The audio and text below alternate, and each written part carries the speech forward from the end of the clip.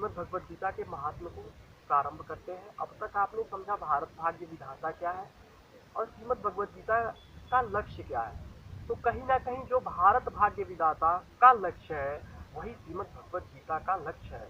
तो दोनों लक्ष्य दृष्टिकोण से समान है, इसलिए हमने इस इनिशिएटिव को एक नाम और बदल कर रखा, श्रीमद् भगवद गीता यथार्थ रूप संवाद।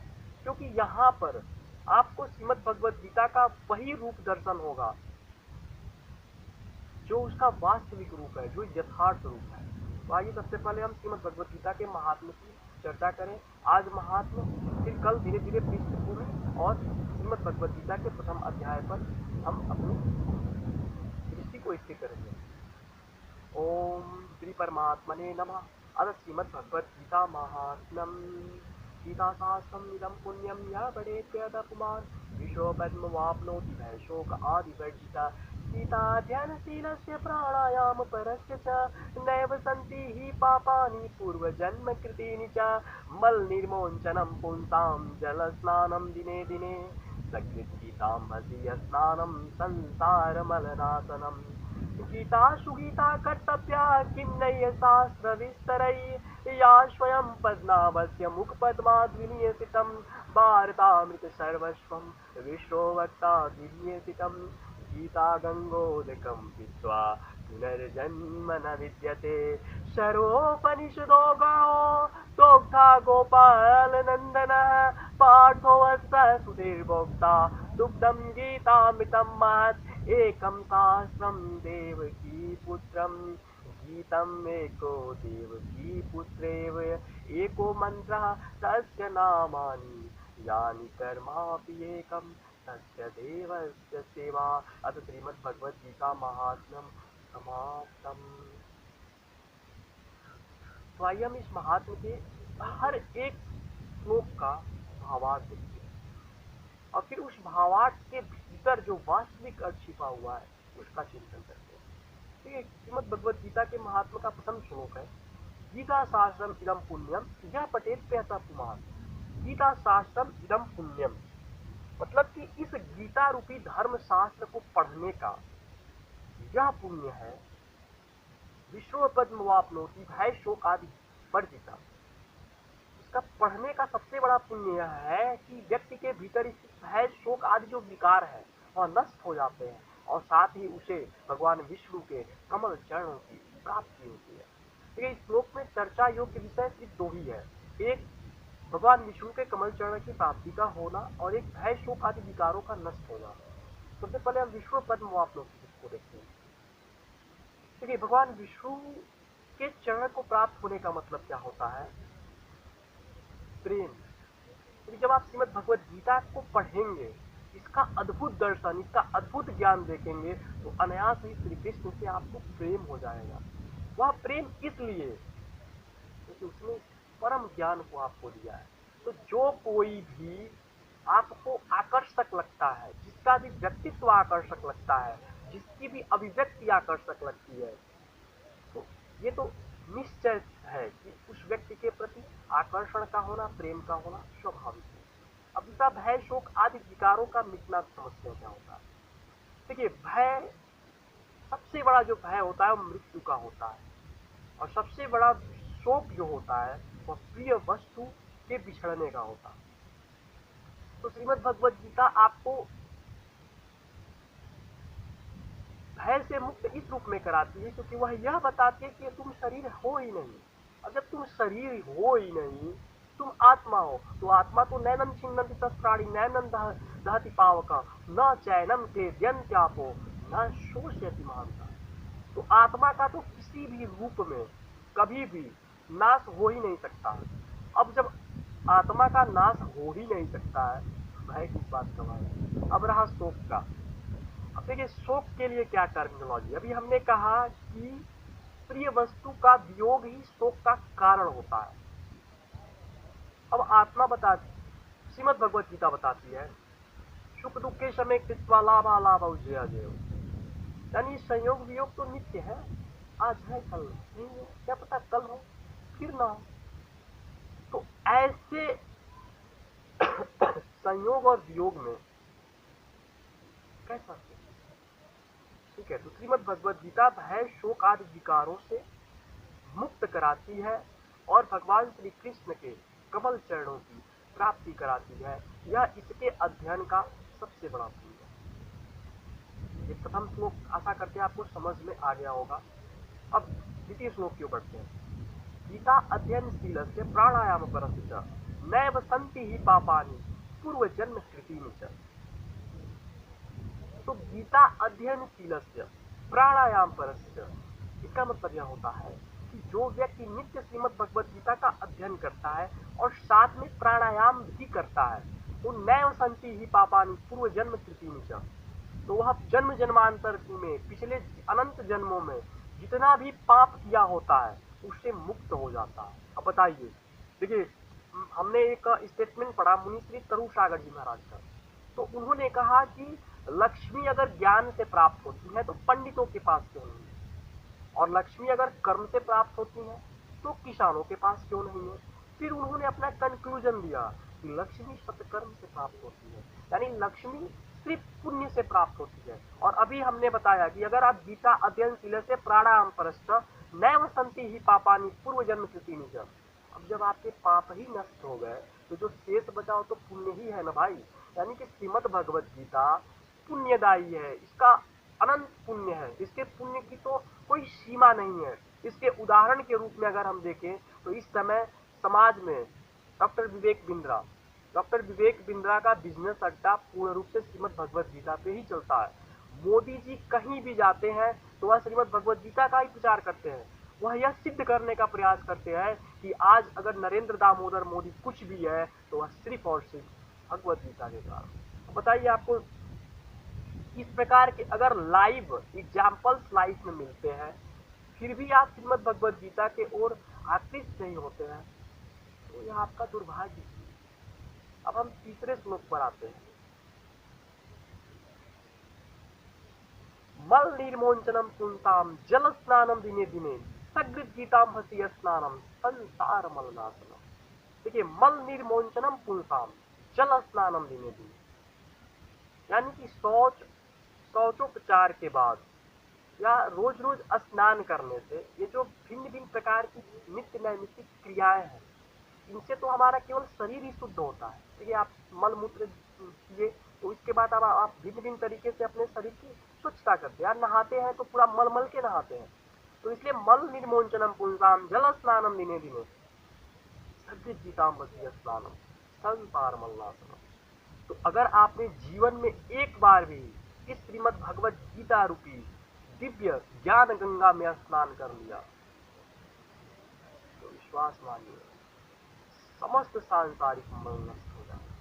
काम क्रोध लोभ मोह राग द्वेष इच्छा ईर्ष्या आदि ये जो भिन्न भिन्न प्रकार के विकार हैं सब नष्ट हो जाएंगे सिर्फ एक श्रीमद् भगवद गीता कहते हैं। आपको इसके लिए करना क्या है, सिर्फ विश्वास, श्रद्धा, समर्पण। क्योंकि देखिए, बिना समर्पण के सब कुछ मिल सकता हो पर ज्ञान नहीं मिल सकता है। ज्ञान के लिए तो बस समर्पण की आवश्यकता हो। अब इसके बाद का श्लोक आता है चतुर्थ श्लोक। गीता सुगीता कर्तव्या किम नहीं शास्त्र विस्तरे या स्वयं पद्माभस्य मुख पद्माधीनतम। यानी कि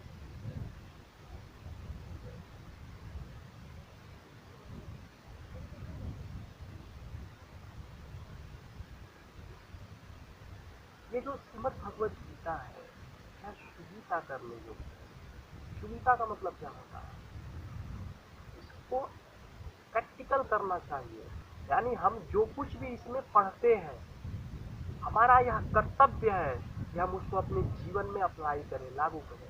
इसी को बोलते हैं गीता सुगीता कर्तव्य किम नहीं है शास्त्र विस्तरे। भले ही बहुत सारे शास्त्र हैं लेकिन हमें उन बहुत सारे शास्त्रों से क्या प्रयोजन है। हमारा तो प्रयोजन सिर्फ किसमें होना चाहिए कि हम सिर्फ श्रीमद् भगवद गीता का अध्ययन करें, श्रीमद् भगवद गीता का अनुसंधान करें, श्रीमद् भगवद गीता के में बताए गए हर एक श्लोक का अपने जीवन में प्रयोग करें। यही गीता सुगीता कर्तव्य किम नहीं है शास्त्र विस्तरे। यद्यपि बहुत सारे शास्त्र इधर उधर पड़े हुए हैं, लेकिन उन शास्त्रों से क्या प्रयोजन है भाई, जब एक ही में हमको इतना कुछ मिल रहा है। ठीक है, तो गीता सुगीता कर्तव्या किम नहीं शास्त्र विषय या स्वयं पद्मनाभस्य मुख पद्माभिमुखम। और क्यों? क्योंकि यह तो स्वयं पद्मनाभ, पद्मनाभ का मतलब होता है श्री कृष्ण भगवान विष्णु, मतलब पद्मनाभ, जिनका नाभि जो है वह पद्म के समान, या जिनकी नाभि से जो पद्म निकला कमल, उसपे ब्रह्मा जी बैठे हैं और ब्रह्मा जी ने यह सृष्टि की। तो ऐसे पद्मनाभ भगवान श्री हरि विष्णु ने इसको साक्षात अपने मुख से दिया है। इस कारण हमारा यह कर्तव्य है कि बहुत सारे शास्त्रों के होने पर भी हमको उनसे कोई प्रयोजन नहीं होना चाहिए। हमें सिर्फ श्रीमद् भगवद गीता के आश्रित होकर श्रीमद् भगवद गीता का ही अध्ययन करना चाहिए, चिंतन करना चाहिए, मनन करना चाहिए और अपने जीवन में इसका ही प्रयोग करना चाहिए।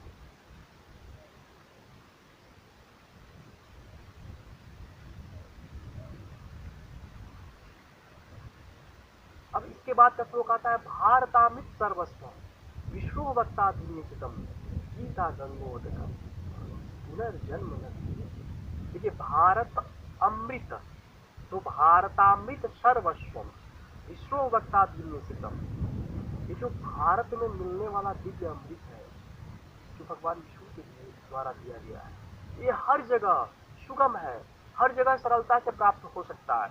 एक गीता प्रेस गोरखपुर के माध्यम से श्रीमद् भगवद गीता का ऐसा ऐसा मूल वर्जन आया है कि आप विश्वास नहीं कर सकते हैं। यहाँ तक कि श्रीमद् भगवद गीता 5 रुपए में श्रीमद् भगवद गीता है, जिसमें खाली श्रीमद् भगवद, इतनी छोटी सी वो पुस्तिका है, हम आपको कभी दिखाएंगे। वो 10 रुपए 5 रुपए की पुस्तिका, उसमें खाली 700 श्लोक है, एकदम डायरी के समान इतनी छोटी सी पुस्तिका है। बताइए कि एक इतनी छोटी सी पुस्तिका में इतना कुछ अगर मिल जाए तो फिर हम किसी अन्य शास्त्र की तरफ क्यों मुड़े। और इसका सबसे बड़ा महत्व यह कि परमात्मा के द्वारा प्रदत्त है। देखिए वेद भी परमात्मा के निश्वास से निकले हैं, मतलब श्वास श्वास से परमात्मा के वेदों की उत्पत्ति हुई है। लेकिन श्रीमद् भगवद गीता भगवान का श्वास नहीं है, ये भगवान की साक्षात वाणी है। अब बताइए किसी भी व्यक्ति का श्वास ज्यादा कीमती है या उसकी वाणी ज्यादा कीमती है, तो आपको ही चिंतन करना है। और यह भारत में सर्वस्व उपलब्ध है, सरलता से मिलने वाला है। इसके बाद का जो श्लोक है,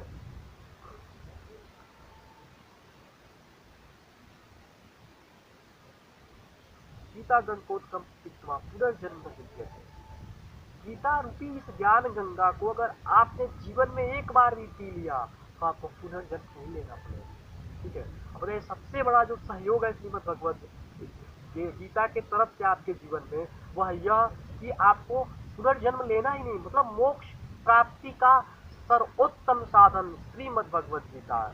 देखिए कपिल नारायण अपनी माता देवहूति से कहते हैं, हे माँ पुनरपि जन्मम पुनरपि मरणम पुनरपि जननी जठरे शयनम। अब बार बार जन्म लेना, बार बार मरना, बार बार माँ के उस गर्भ में जाना जहाँ मल मूत्र और विषता के अतिरिक्त कुछ नहीं होता है। तो हे माँ, जीव मात्र का यह कर्तव्य है कि वह इससे मुक्त होने का मार्ग ढूंढे, और इससे मुक्त होने का जो मार्ग है वह सांख्य योग में है, वह कर्म योग में है, वह भक्ति योग में है, वह शरणागति में है। और विश्वास मानिए इन योग, ये जो श्रीमद् भगवद गीता है ब्रह्म विद्यायाम योग शास्त्र है, इसमें एक ही योग नहीं है, इसमें असंख्य असंख्य योग है। इसको पढ़ने वाले व्यक्ति के लिए बाहर गुरु की आवश्यकता ही नहीं है, क्योंकि स्वयं श्री कृष्ण गुरु के रूप में उपस्थित होकर उसके जीवन का मार्गदर्शन करते हैं। जब वो दुखी होता है, रोता है, तो भीतर स्थित परमात्मा ही उसका मार्गदर्शन करते हैं। तो कबीरदास एक बात बताते हुए कहते हैं, दौलत डिगे न बोलत बिसरै अस उपदेश दृढ़ावै जप तप जोग क्रिया ते न्यारा सहज समाधि सिखावे कहे कबीर कोई सदगुरु ऐसा आवा कमल छुड़ावे, आवा कमल छुड़ावे। अब इस श्रीमद् भगवद गीता महात्मा का अंतिम श्लोक है, सर्वोपनिषदो गाओ दोग्धा गोपाल नंदना पार्थो वत्सा स्थिर भोक्ता दुग्धम गीतामृतम। यानी कि सभी जो अभी हमने बताया, पहले भी हमने इसकी व्याख्या की कि जो 108 उपनिषद है वह गाय के रूप में है, भगवान कृष्ण उनके दूध को निकाल रहे हैं और अर्जुन जो है वही इस दूध को पीने वाला। ठीक है। सरोपनिषो गाओ दोग्धा गोपाल नंदना पार्थो वसुदेव भोक्ता दुग्धम गीतामृतम। ये इसका महत्व है। और ये दूध नहीं है, सामान्य दूध नहीं है, अमृत की दूध है, अमृत है, परमामृत है, परम आनंद का दाता है, परम शांति प्रदाता है। और लास्ट में ये जो श्लोक है ये महामुनि वेद व्यास द्वारा लिखा गया है। वेद व्यास इसके बारे में लिखते हैं,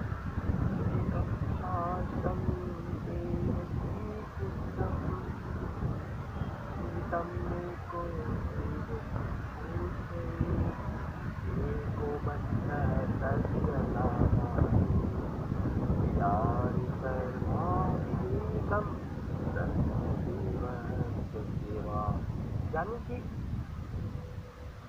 एकम शास्त्रम देव की पुत्र। हमें बस एक ही शास्त्र पढ़ना चाहिए। कौन सा? जो देव की पुत्र से रिलेटेड। हमें एक ही गीत गाना चाहिए जो देव की पुत्र से रिलेटेड है। हमें एक ही मंत्र जपना चाहिए, देव की पुत्र का नाम एको मंत्रा तस्य नामानि। हमें एक ही सेवा करनी चाहिए, क्या? यानी कि श्री कृष्ण ही शास्त्र, श्री कृष्ण ही गीत, श्री कृष्ण ही मंत्र और श्री कृष्ण सेवा। क्योंकि बात विश्वास कीजिए, ब्रह्म सत्यम जगत मिथ्या। अगर यह सत्य है तो फिर श्री कृष्ण ही सत्य है, श्री राम ही सत्य है। अब हम आपको, ये तो श्रीमद् भगवद गीता का महात्म्य रहा, ये भारत भाग्य विधाता, हम ये आपको बार बार रिमाइंड कराते रहेंगे। भारत भाग्य विधाता का लक्ष्य है आत्मज्ञान प्रदान करना। इसलिए यहाँ पर हम केवल उन विषयों की चर्चा करेंगे जो आत्मज्ञान में मदद कर सकते हैं। ठीक है। इसलिए एक बहुत बेसिक कॉन्सेप्ट है, ये जो हिंदू धर्म के जो लोग हैं उसको जानते होंगे, खासकर जो उत्तर भारत के। हमारे वहाँ क्या होता है कि जब कोई व्यक्ति मर जाता है तो चार लोग आगे पीछे लेके चलते हैं, साथ में बहुत सारे लोग होते हैं, नारा लगता है राम नाम सत्य है सबकी यही गत है, राम नाम सत्य है सबकी यही गत है। और यह जीवन ऐसा नहीं किसी का शादी हो रहा है, अब जाके बोलो राम नाम सत्य है सबकी यही गत है, चार थप्पड़ लगेंगे आपको। ठीक है, क्योंकि यह एक विशेष प्रयोजन में भी बोला जाने वाला। इससे हमको सीख क्या मिली? राम नाम सत्य है सबकी यही गत है। मृत्यु के समय बोला जा रहा है।